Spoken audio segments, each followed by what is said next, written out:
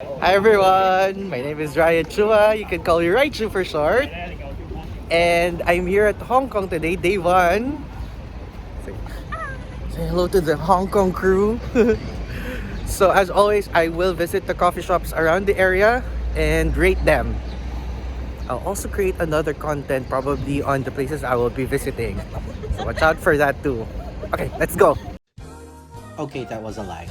The coffee shop idea was a semi-flop, so I didn't have much content to go around. So instead, I'll simply walk you through our 5-day itinerary, still with some tidbits on the coffee shops, some tips, and some mistakes. Let's go through each day, shall we?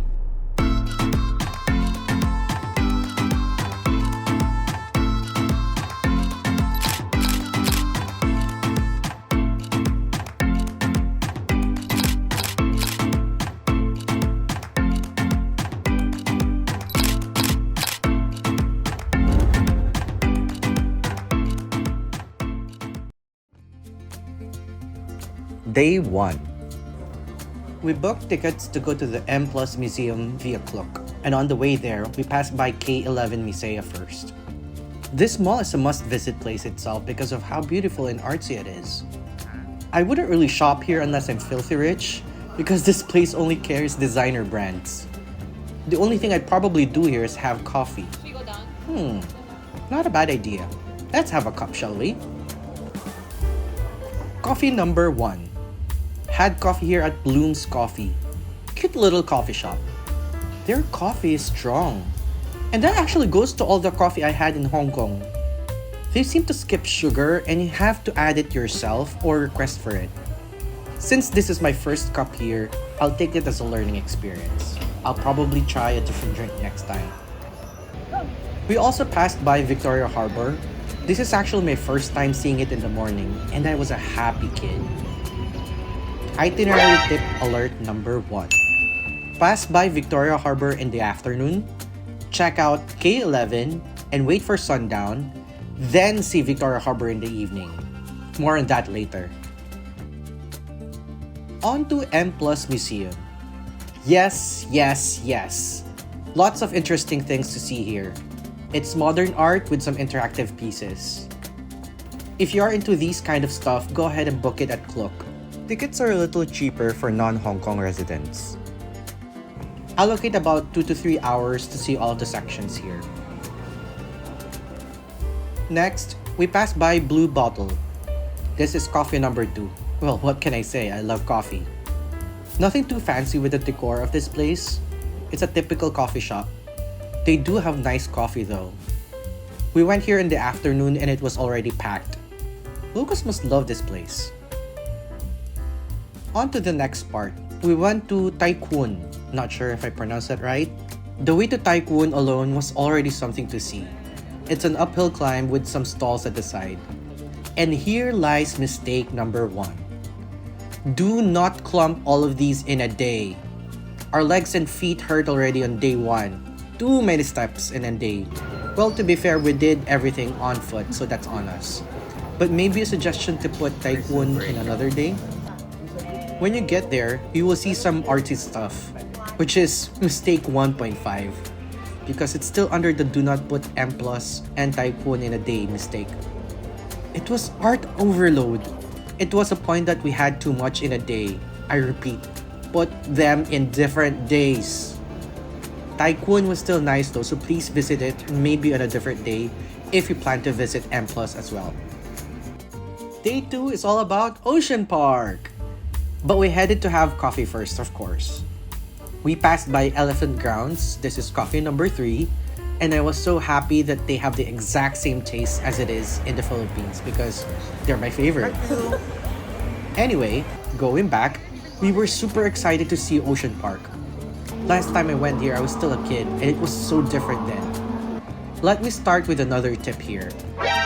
Take the Ocean Express, which is a train going to the summit, and then the cable cars going back to the waterfront. This way, you can experience both, and I would suggest you take the cable cars going back. The view was nicer, at least for me, in the evening. Now for the rides. Let me provide you a quick rundown of those we tried.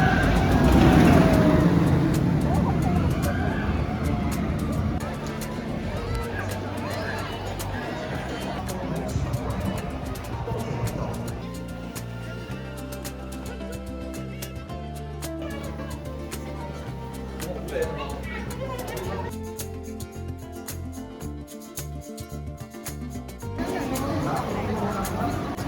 rapids.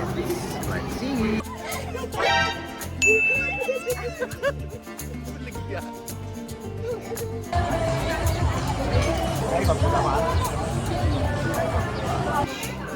So scary.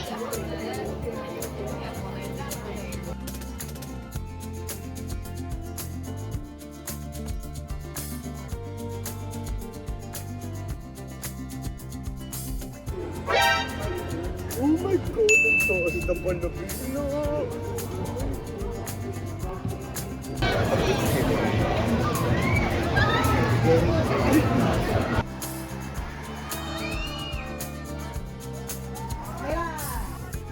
Obviously, we weren't able to try all of the rides.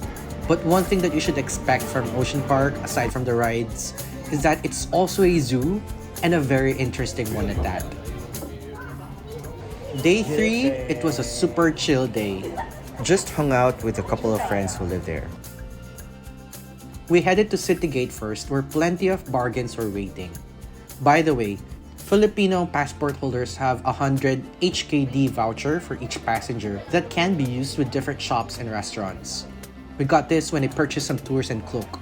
We used those vouchers at the restaurant here. Then of course I had to try one of the coffee shops here. I went to Cupping Room because of its chill vibe. Day 3 and I can confirm that HK's coffee is really more on the strong side. I still like the vibe here though. The chill day continues at Causeway Bay, Times Square. The weather was perfect to stroll aimlessly and just look around the area. Lovely sights and just really chill vibes. Not much sightseeing this day, just bonding with some friends. Still fun though.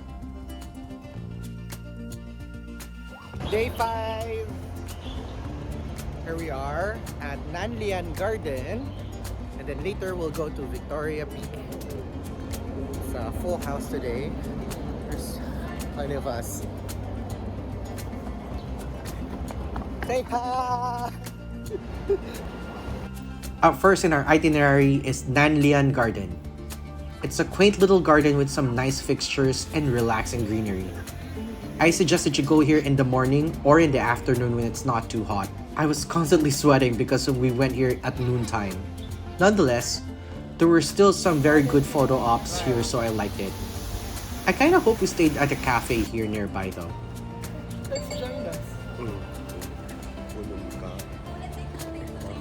Okay lang yun. Harap! Pose! Pose harap! Uy!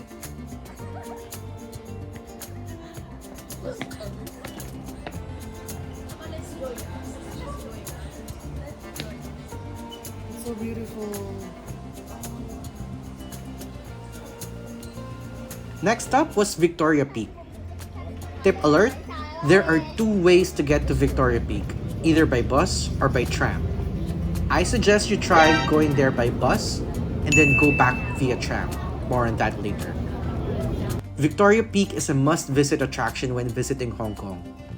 The view is super nice, and there are a lot of stuff to see here as well. Not to mention the many restaurants you can choose from. And I have another tip for you. Go here in the afternoon and stay at the peak until evening. This way, you get to see both the sunset and some fascinating night lights. Just look at this view. Isn't it breathtaking? So when I told you to go back to the city by tram, this is one of the reasons why. This is an experience in itself that you don't want to miss out. Next, we went back to Victoria Harbour to see it in the evening.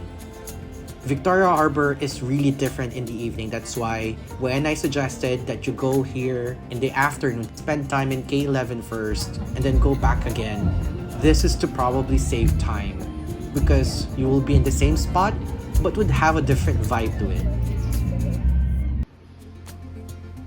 Day 5 is Macau Day. Getting to Macau is pretty easy. You can take a bus, which takes about an hour, or the ferry. I personally like the bus because of the more scenic route. But if you want to get there faster, take the ferry. It's just about 20 minutes. There are a lot of interesting picturesque buildings in Macau. Let's start with the Venetian. It's a little replica of Venice, from paintings on the ceiling, their famous canal, to the stunning architecture. Pero mag-restaurant start. Yeah, let's eat. May hot. The Londoner is a piece of England. Our timing was impeccable as we were treated to this little presentation upon entering.